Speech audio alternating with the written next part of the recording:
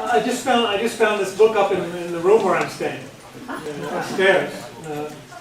Joan Chittister and Robert Lentz, the Franciscan brother who was the iconographer that I was just talking about, who will be speaking this summer again at St. Francis of Assisi in Manhattan on the erotic in spirituality. This again, it's called A Passion for Life, and it's fragments of the face of God. So you have all the different icons in here. Goes back to the point I was making earlier about praying with icons and becoming one with them and with the one with whom they represent. This section, this second conference this morning, you feel like you've had enough already for one day, right? But more and more. This section will be probably more familiar to you because we'll be doing centering prayer as the prayer type during this just before lunch, and you're more familiar with. How many of you do centering prayer regularly? Probably everybody, right? Yeah, just about.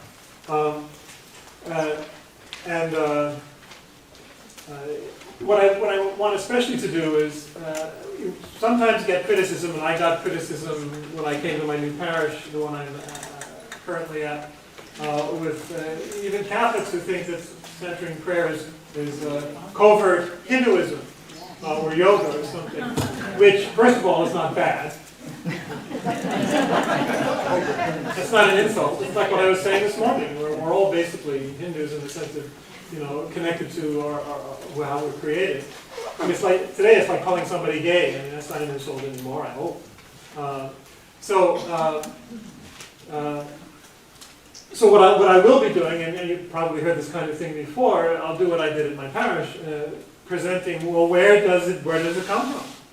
And where does our contemplative, silent, meditative tradition come from in our own, Christian tradition, historically?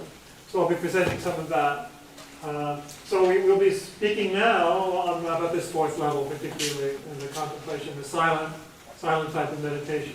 Now, as a prelude into that, or as a way of gliding into it, I do want to say something, since we're covering various methods and going from meditation and imagination and ideas, etc. I want to speak about word type meditation. In other words, we use a word or a phrase, okay? Because that's kind of like a middle transition space, or a type of prayer that a person can adopt and see how that evolves. For example, in Passionist conferences, in the monastic tradition, and of course that's where this first became obvious in our tradition in the 4th and 5th centuries with the monastic tradition that began especially after Constantine in the 4th century. And you had some theologians of that silent prayer, often influenced by Neoplatonism, like the Evagrius Ponticus and others. But Cassian, the most famous, one who wrote the conferences for the Western monks from his experience in the East, pointed out this famous phrase from the Psalms, "Lord, come to my assistance, God, come to my assistance, Lord, make haste to help me," which is the beginning of Psalm 70. And so the monks would use the scriptures, and let's talk about the divine office I mentioned, and come back to it. When you use the Psalms, he said, well, look, this is a good one phrase to keep. This is something you can really hold and, be an expression of your whole relationship with God, of this openness and this need and this desire. And of course, as you know, we took him quite literally in the West, and we use that as the opening, have used that for centuries and centuries as the opening of every office, a divine office, the prayer, the liturgy of the hours. And we use that verse as he recommended. But what I found in my own monastic experience, chanting for like 5 hours a day for 20 years, so there's a simplifying process that goes on. Let's talk about everything becomes more interior and more simplified. I remember my superior pointing this out early on in my monastic life, that as you sing these psalms one after the other in choir, especially, over the years, there's a particular phrase or a particular word that, you remember what he said about Ignatius, finding what word or phrase speaks to you now at a particular time. You find that over time, I found that over time, one verse of the psalm or even one word of the psalm will be what stays with you. And even as you're saying all the words, you're concentrated on that mystery in a more silent and more focused way. Now, that's what should happen, for example, with the rosary. That's why the rosary can be a contemplative prayer, even though there's a lot of words. You can become focused on Mary or on some phrase, or the mysteries, for example. The mysteries of the rosary. You can focus on that. That's meditation. It's this type of meditation of prayer. But my point is that you can be, through the words, you can become simplified. Even sometimes while saying the words. That's with the Psalms or the rosary. And that's kind of, I think, a natural evolution towards the simplicity and the interiority we're talking about. Now, other types of prayer go right to the phrase. Let's stick with that. For example, the Rosary of the East, Eastern Church, is what? Yeah, the Jesus prayer. All right, Jesus prayer. Interesting, the Eastern Church focuses on Jesus and the Western Church focuses on Mary. That's another whole lecture. Both are fine, but it's obviously not in competition. But it is curious. So Jesus, Son of the living God, have mercy on me, a sinner. Or, as you know, shortened versions of that. Have mercy on me, or just Jesus. It becomes just Jesus. And as you know from the Way of the Pilgrim and other testimonies from the Eastern Church, the more you say it, the more interior, the more it keeps kind of repeating itself deeper into your heart, as they say. If you have any experience of this, it never appealed to me personally, but I understand its appeal. It slowly becomes more and more interiorized and silent, and in the end, it's not that you say Jesus anymore, but it's not even that you're so much aware of Jesus anymore, you just are Jesus. It just becomes you, and you're transformed into Him, which of course is the goal of the mystical journey. So it's another way of doing it through a word, but going beyond it. And that's, as the practitioners point out universally, is the natural evolution of the phrase, of the practice. It becomes simplified and interiorized. This corresponds in other traditions to the mantra. So you have, especially if you've done TM, they assign special mantras to special people, and there are particular syllables that seem to have encapsulated within them a certain energy, cosmic energy, which, by the way, is what the Jewish tradition says about the letters of the Hebrew alphabet, which also correspond to the chakras, but that's another story. That's really interesting. It's for another time. The point being that there are energy centers there in words and even letters. Both Buddhists and Jews speak about the beginning of a scripture, the very first letter of the scripture having the whole thing in it already. In the beginning, God created heaven and earth. Right? So that's what they say. So again, the sense of the power of energy contained in a word or even a letter is cross traditions. Anyway, with the mantra, the point is that it does have energy within it, and so if you use it, Om or whatever, you will be able to access that deeper experience of simplification and connection with God, or however it's experienced. So I wanted to bring that, and of course, as you know from the World Community of Christian Meditation, the John Main group, the rivals of centering prayer. No, our fellow Christians, use the mantra consciously and constantly, often Maranatha or something like that. One that's not immediately obvious to another language, which means our Lord come in Aramaic. They use it, so there's a connection with our Christian tradition, as well as the Jesus prayer. You have that contemporary practice, which ties into the use of a word or a phrase as a way towards contemplation. And centering prayer itself, of course, uses the sacred word, not as the object, but as the means of contemplation. So we'll be doing that shortly. Yes? Is there a way to adjust the sound system so you're not getting that feedback? I don't know. I'm not a technician. What do you think? Is it because I'm hitting it? Is that what's happening? I'll have to try and gesticulate more.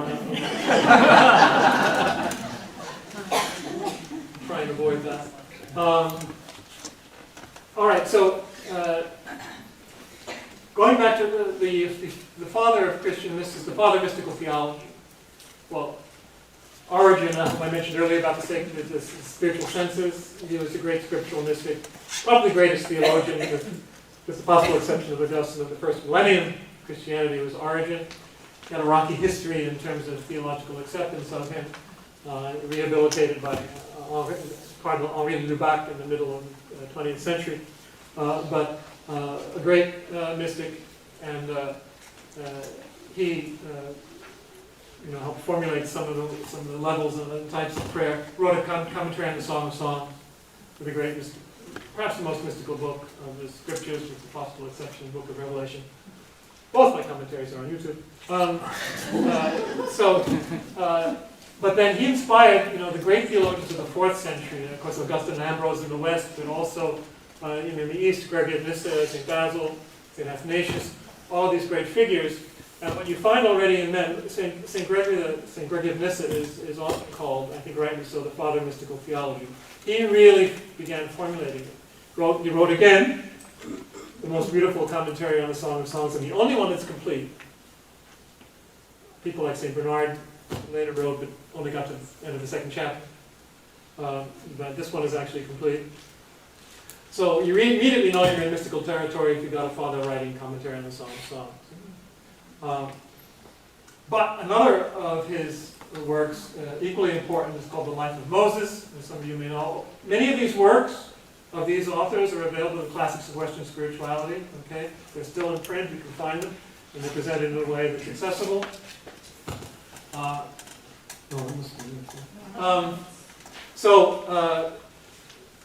He spoke about, for example, he spoke about the feeling of presence.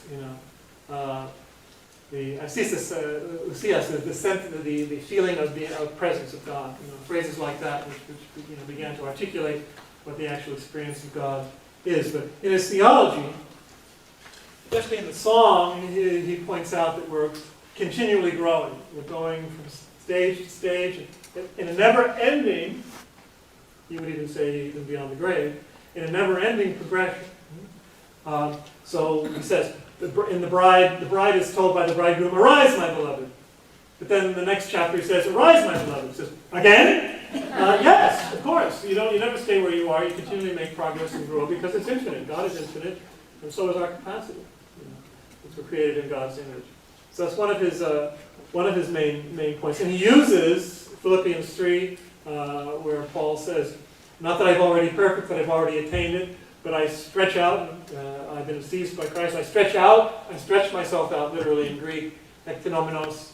I stretch myself out towards what lies ahead, to answering the upward call of God in Christ Jesus." So he says, this is what we're talking about, the ectasis, the continual stretching out, continually going forward beyond where we are. So that's the part of the death and resurrection. We're beyond our comfort zone, beyond what we've already attained, what we think we've attained, into the unknown. Leap into the darkness is what this conference is called. So it's that's one aspect of it. The other aspect that I want to especially emphasize, because it ties in with the evolution of our centering prayer history, is the life of Moses, in which he takes the life of Moses and the Exodus in the desert and all of that as a symbol of the Christian life, of the spiritual life, of course, which it is, which even the Kabbalah understood. So he's getting it from them without revealing his sources. But that whole notion that there's a cosmic, a macrocosmic, and a microcosmic meaning to the Exodus, to the tent in the desert, to leaving leaving Egypt, going to the Promised Land, all of that is an image for the death and resurrection. As even we say in baptism, it's like passing through the Red Sea, etc. So, what he takes as a primary symbol of the mystical journey is Moses' ascent of Mount Sinai. So in the life of Moses, with the Israelites in the wilderness, he's going from the plain, everyday life, and you're going up the mountain. A perpetual mystical symbol, even in Aboriginal cultures, you have the sacred mountain, etc. So you're climbing the mountain, like Jesus in the Transfiguration, the great high mountain apart, and you're climbing the mountain, the ascent of Mount Carmel, St. John of the Cross, and you're going to see him in a second.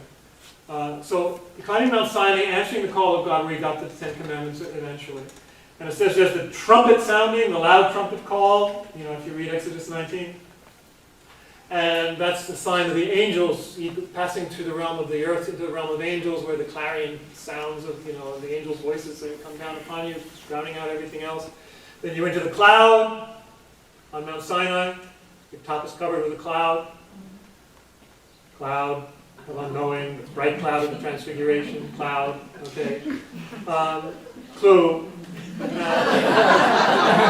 other words, which covers over your ordinary understanding in this darkness to you. And in fact, that's the final word that appears in the Greek version of Exodus, gignophos, which is the darkness. You're entering even beyond the cloud into the divine darkness. The darkness where God is. That's where God is. So already in Exodus, already in this great parable of the spiritual life, you have, as a final stage, or apparently final stage, at least in the sequence, entering the cloud, entering the darkness where God is.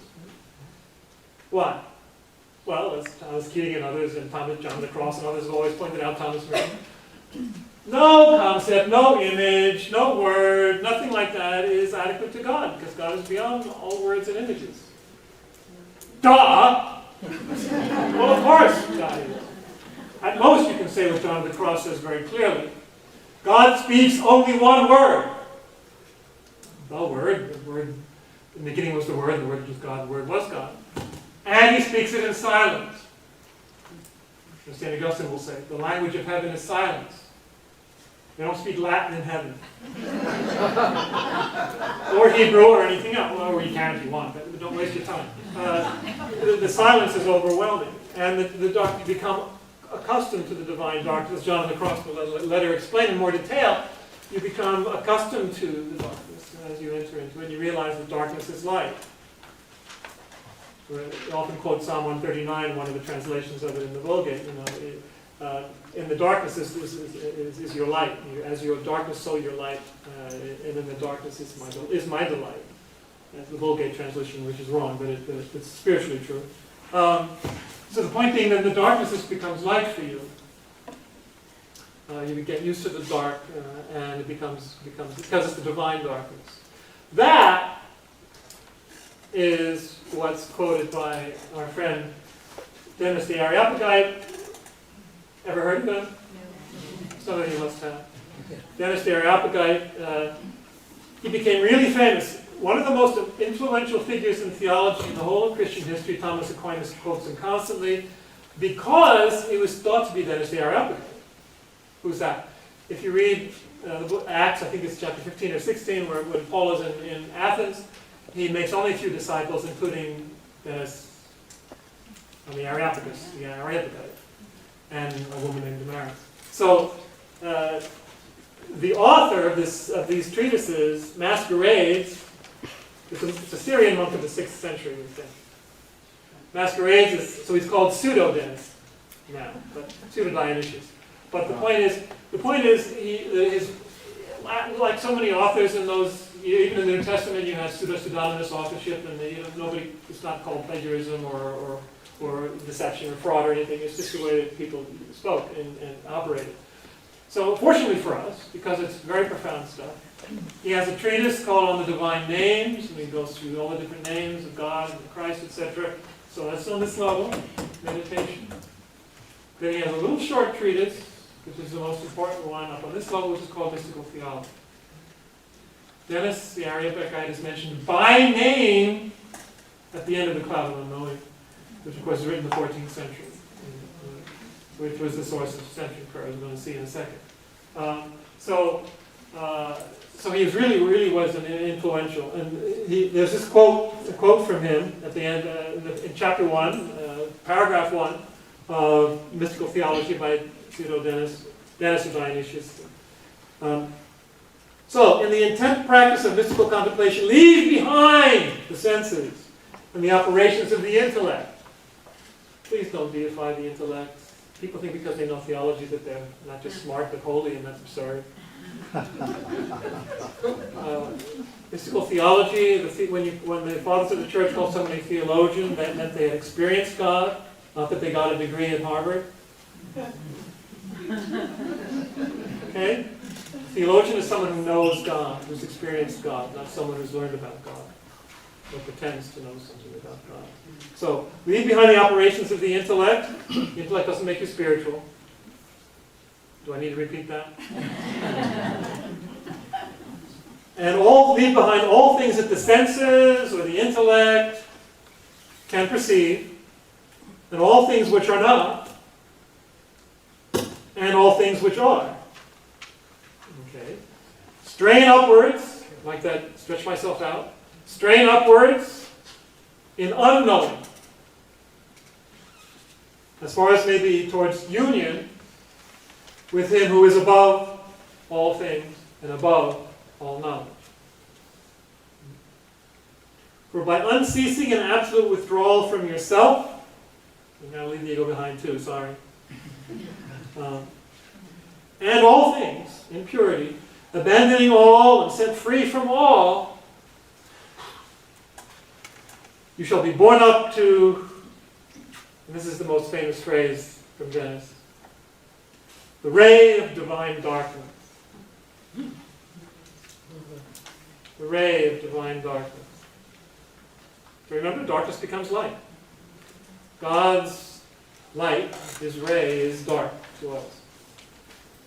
So the ray of divine darkness. Paradox, I always say, whenever you meet a paradox, that's when you know you're closer to truth. When weakness becomes strength, when madness becomes wisdom, when poverty becomes riches, when death becomes life, and when darkness becomes light, all of that is when you become spiritually mature. As Paul says too about wisdom and strength. Okay, so you shall be born up to the ray of divine darkness that surpasses all being. Okay. And a little later in the same treatise, he actually quotes Gregory of Nyssa's Life of Moses and speaks about climbing up the mountain and entering the darkness. So there's the connection. There's a continuous thread here from Gregory of Nyssa to Dennis, to the cloud of the knowing, to centering prayer. So, and of course, when you get to centering prayer, you get this the use of the centering prayer method, which I'll just read here now, so you're familiar with it. But this is from the cloud, and this is the direct inspiration for centering prayer as it's currently practiced. So if you want to gather all your desire into one simple word, back to that one word idea, that the mind can retain, choose a short word rather than a long word, a one-syllable one such as God or love is best, as you know. Choose one that's meaningful to you, then fit it in your mind so that it will remain there come what may. This will be your defense in conflict and in peace. Use it to beat upon the cloud of darkness. It's to enter into the cloud of darkness. As you know, you don't concentrate on the word, you just use it as a tool to enter into it, to come back from distractions. It says, beat upon the cloud of darkness above you and subdue all distractions, consigning them to the cloud of forgetting beneath you. That's a good phrase. The cloud of unknowing is above you, just throw it into the cloud of the dustbin of unknowing beneath you, forgetting beneath you. And should some thought go on annoying you, demanding to know what you're doing, answer with this one word alone. You know the method. If your mind begins to intellectualize, that's even worse, over the meaning of this little word, remind yourself that its value lies in its simplicity. Do this and I assure you these thoughts will vanish. Well, you gotta have a pep talk. Because you have refused to develop them with arguing or engaging them, okay? As it says.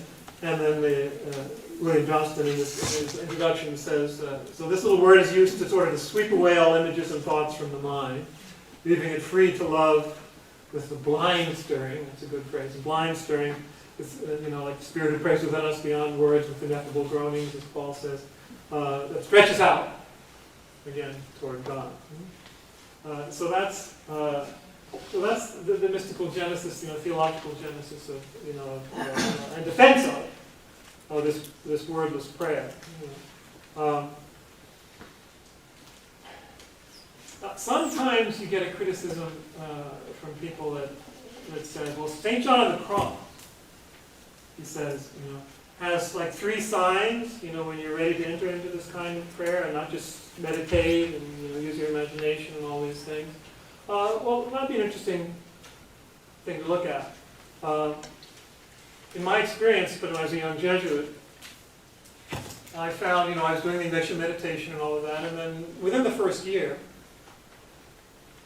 just wasn't working. I couldn't do it. And so, I went to the novice master and told him, and he said, well, that's because you're growing. That's the next stage. And I said, oh my God, there's a whole world here I know nothing about. I'd gone to Catholic grammar school, I'd gone to Catholic high school, even with the Jesuits, and I'd never learned this stuff. And this is a tragedy. And we can't let this stuff be hidden, Because that's when I realized, wow, this really is a whole universe of reality that I had no idea was there, and it's really opening up. And that was the start. I wound up in a monastery within the next couple of years myself. But the point is, that it happens quickly. And unless you know what's going on, you might just give up prayer. I remember one older Jesuit was our history professor, a very gentle man, very scholarly. He thought that probably many Jesuits and many ordinary, or many lay people gave up prayer, gave up the life of prayer, the journey of prayer, because it just dried up on them. If you keep saying the rosary your whole life, maybe it fits you, but maybe it doesn't. I don't know how many people as a priest in my pastoral work I've had to calm down and reassure because they didn't like the rosary anymore. It's perfectly okay. Doesn't mean you're Protestant.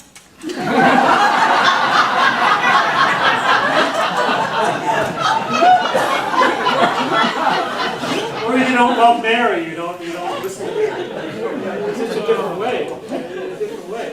And the point is, most people, if not all people, are called, to move beyond words.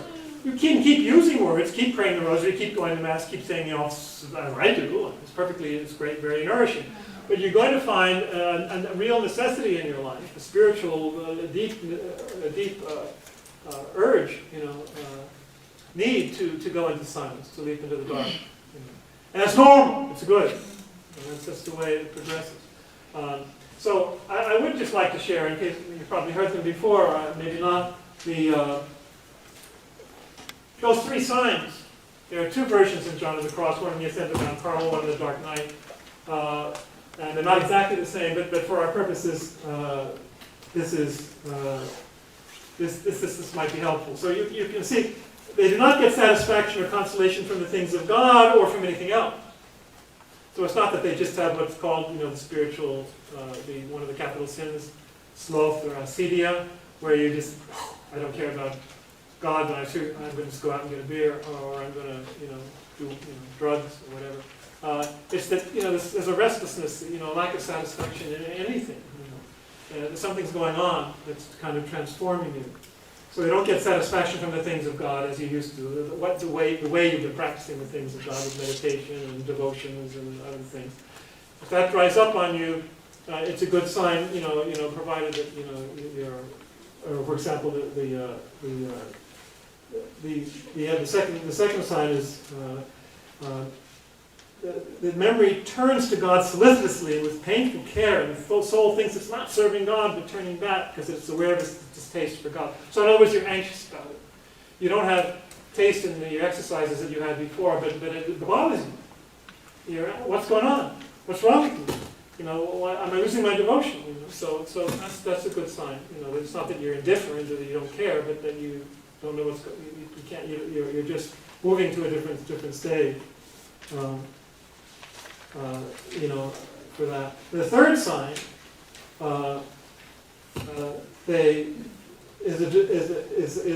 despite of one's efforts, we're incapable of meditating and making use of the imagination and the senses, as was our previous custom. So I think that's probably the primary sign. You can't even do it. It just is not going. It's really important for spiritual wisdom to realize what's going on. So you have to leap into the dark. Go beyond your customary, previously comforting devotions and reassurances, and enter into a world where you don't have, it's a divine insecurity, where there's just the darkness. The faith, pure faith is John the Cross says. It's pure faith, because you're just leaping into that darkness and trusting God and surrendering to God. And that's, well, because we do it centering prayer, that's the method. And that's the normal evolution of the spiritual life. So it's in St. John the Cross's poetry, he speaks about dark nights, and the beginning of the poem that he comments on in the book, The Dark Night, the poem itself, Noche Oscura, Dark Night. I'll read it first in Spanish, in case some of you know Spanish, and then I'll do this particular English translation. En una noche oscura, con ansias en amores inflamada, oh dichosa aventura, salí sin ser notada, estando ya mi casa sosegada. So you see it rhymes in Spanish. Not so much in English. So on a dark night, starving for love, deep in flame, oh happy lucky flight, unseen, I slipped away. My house at last was calm and safe. Sosegada is kind of appeased or quieted. So my house was calm and safe, and unseen, nobody can see me, this is a secret, I slipped away. I literally, salí, I went out. Stretching myself out, I went out from my own comfort, went out from my own house was at rest, all my chakras were aligned. Or that's where we're going with it. The dark night of the senses, by the way, is meant for that. It's basically, in that language, to align the chakras. It's to overcome your personal, emotional, and interior imbalances and disharmonies and wounds and diseases and all this from your personal unconscious. It's meant to deal with that. To cure you, as St. John the Cross would say, of some of your spiritual greed, pride, and fear, and all the stuff that the ego gets caught up in, and which clogs up our inner world. So this is a poetic way of saying I'm going out from my own house, I'm going out from what's familiar, I'm going out from myself into the unknown. This formulation of what that is at the beginning of chapter 14 of book 1 of the Ascent of Mount Carmel. There's that mountain image again, right? This is why he's sometimes been called a covert Buddhist. He says in paragraph 11, so to reach satisfaction in all, desire satisfaction in nothing. Nada, nothing on his drawing. To come to possess all, desire the possession of nothing. What does St. Paul say to the Corinthians? We possess nothing, but everything is ours. Exactly. You don't desire to possess anything, then you wind up possessing everything. You are Christ, and Christ is God's, and everything, the whole universe is yours, he says in the same letter. To arrive at being all, desire to be nothing. So no pride. It doesn't, obviously this can be misinterpreted. Oh, I'm just going to sit in my little corner and be nothing and, just be a little mouse.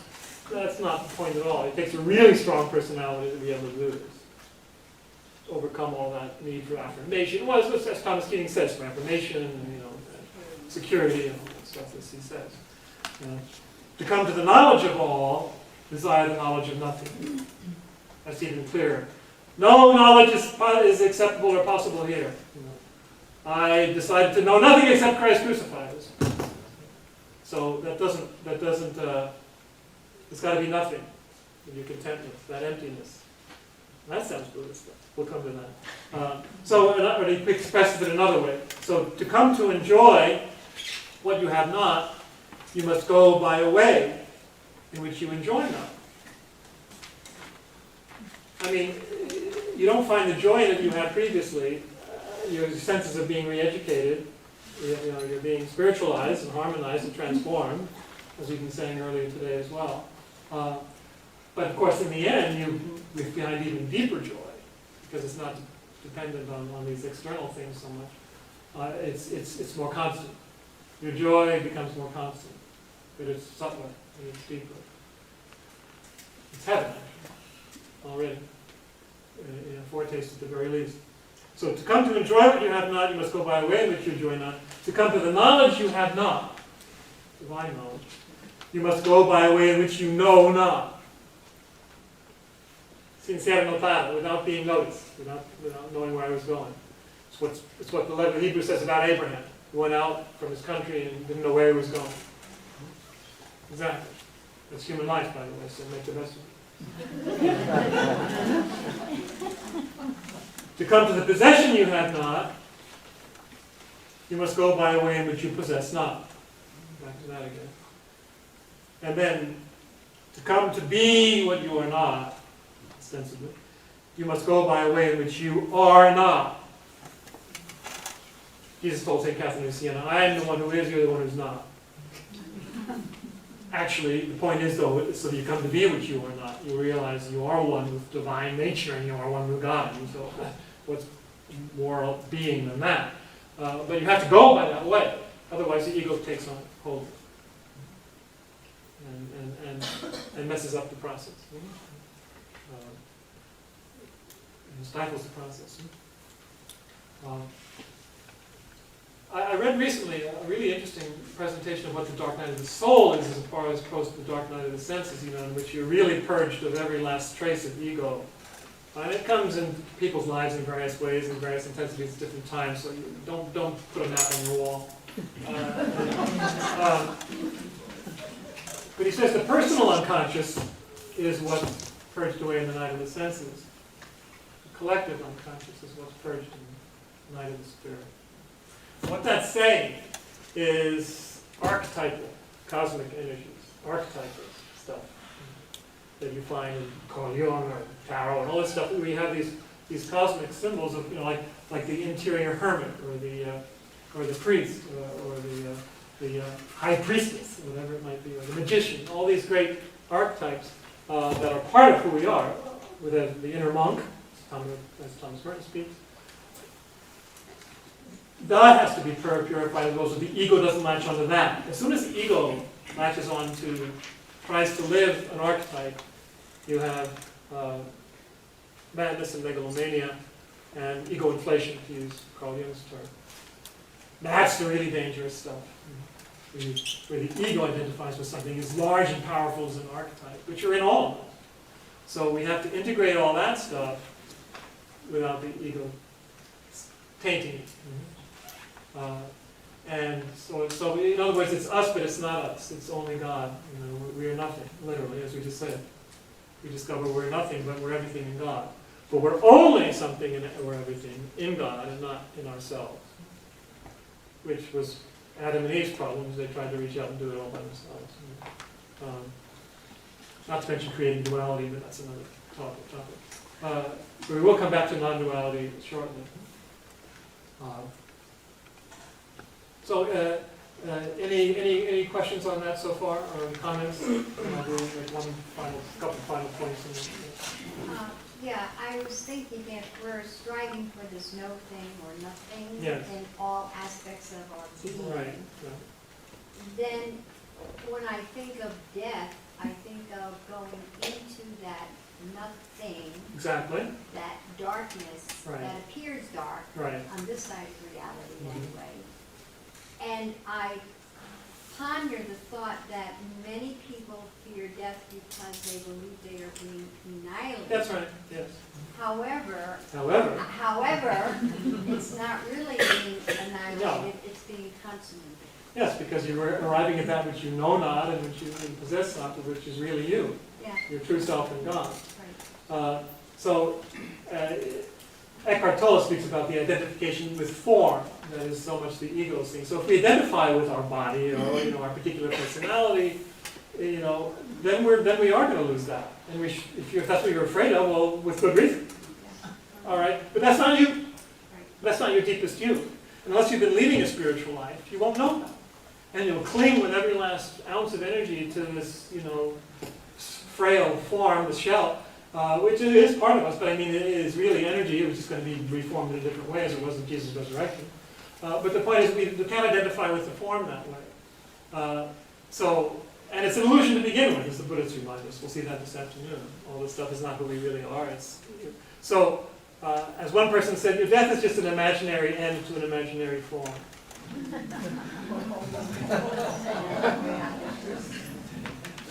Nothing real is lost. And Jesus said as much to John in John's Gospel. He said, the one who lives was alive by believing in me, he says to Martha, the one who is alive believing in me can never die. Or even if he die, will live, and whoever lives and believes in me will never die. Well, how can you say that? Well, because the real you can never die. Why? Because I am the resurrection and the life. I am your life, and I am in you, and I am you, Jesus said. So that's why you can't die. So, if anything, we should be leaping into the dark, to use the phrase again. Leaping into the dark with joy. So all this stuff about, DNR, well, of course DNR. Who wants to come back, Poor Lazarus.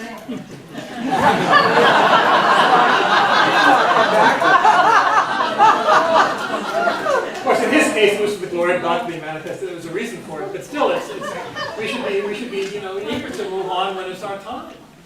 It should be joyous. Whereas my mother said, I'm ready for the next stage of the adventure. So she was ready.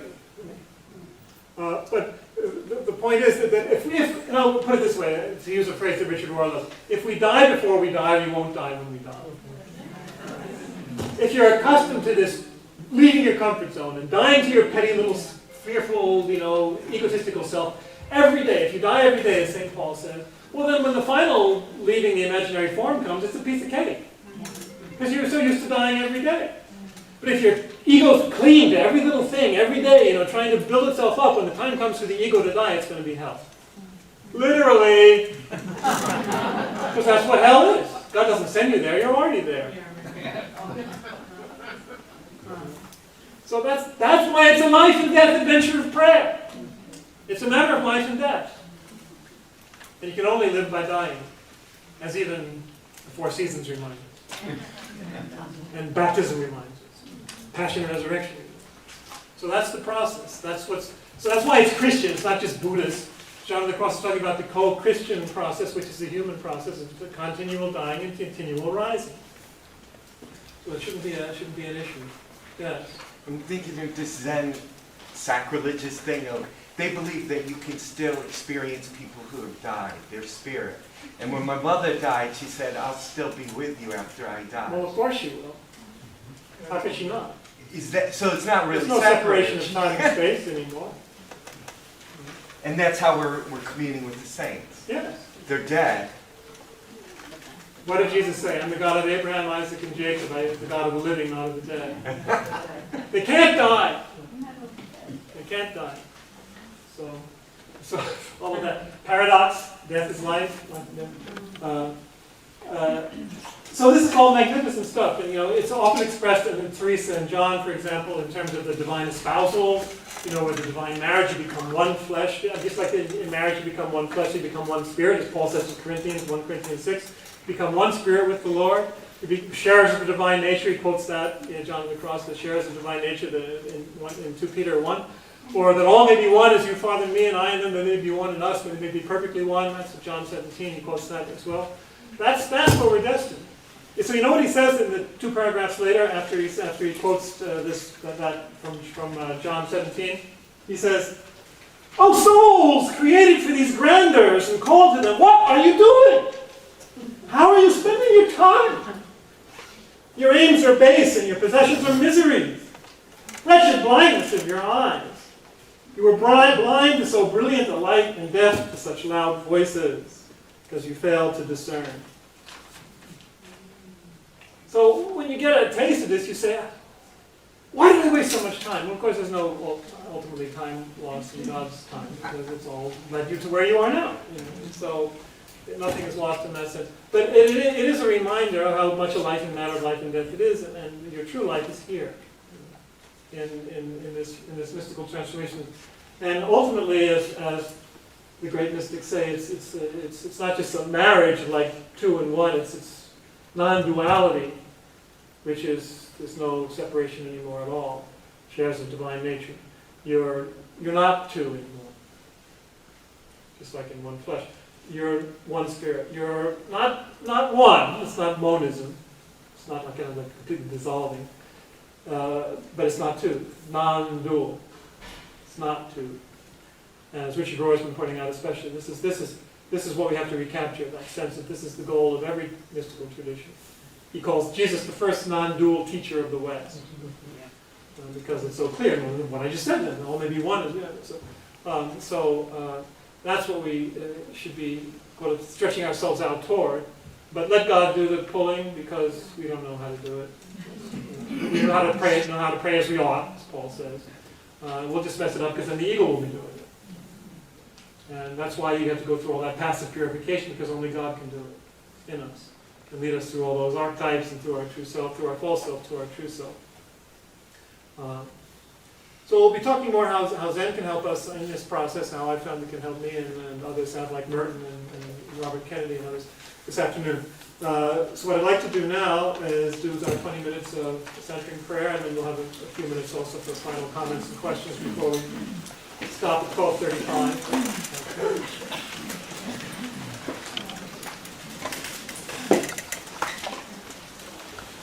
Does anyone not know how to do centering prayer?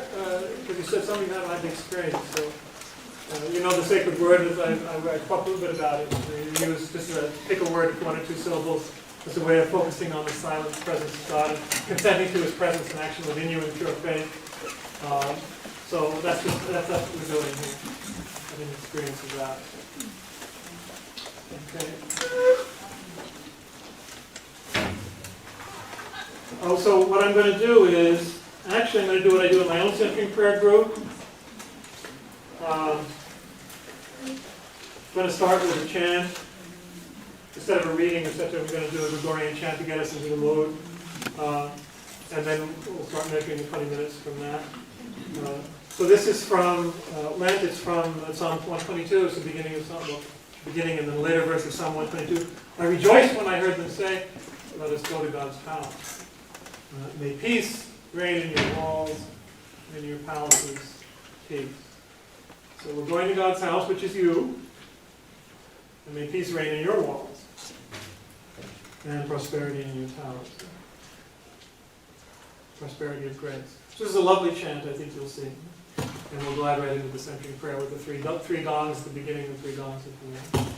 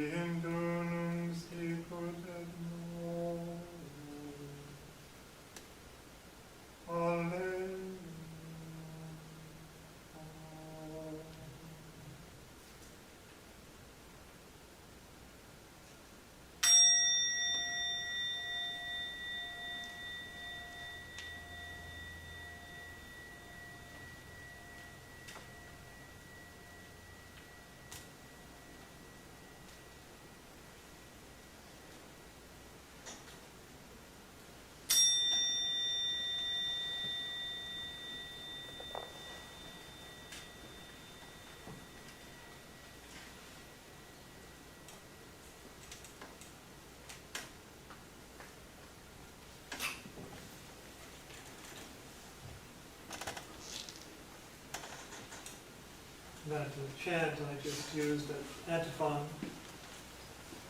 It's used just before Pentecost. St. John's chapter 17. Holy Father, keep those you have given me in your name, that they may be one, even as we are one.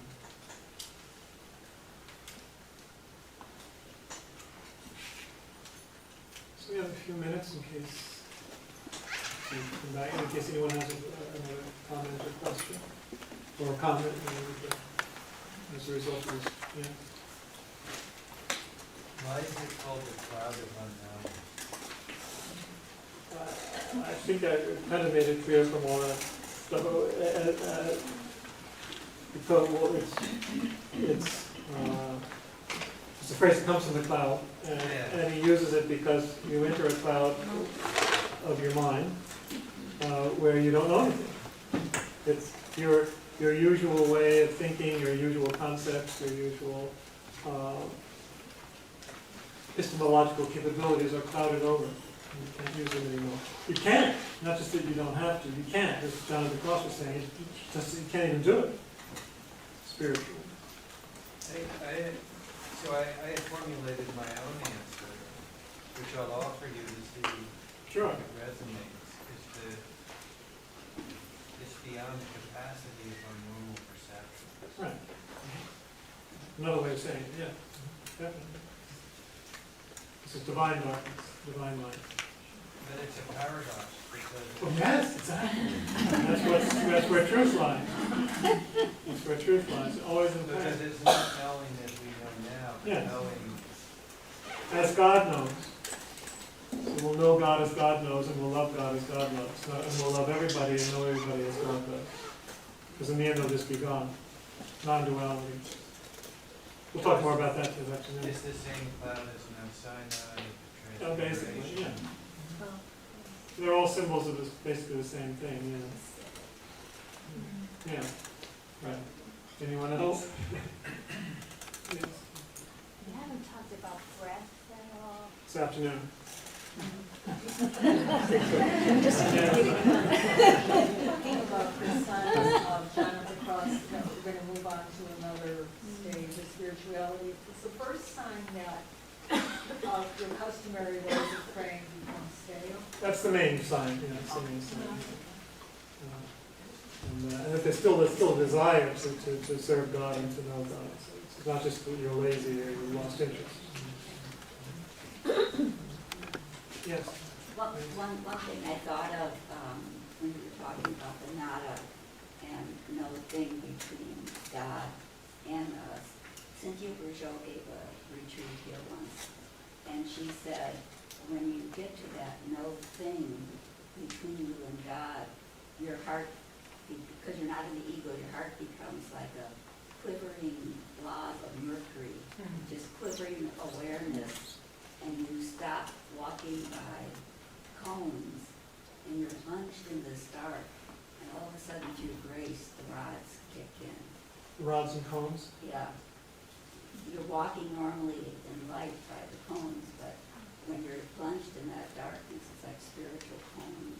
How do you spell cones? The C-O-N-E-S, like rods and cones in the eyes. Oh, I see. Yeah, yeah. Using that. Yeah. That there's actually in the dark night, it's like through grace that rods. And by the way, that's good. Mercury is often used. Rusty Kennedy uses this in his book too. He has different levels of alchemical transformation. Go from lead to gold, but on the other hand, mercury is the element of this quicksilver transformation and all this. So that fits very well with what you were saying.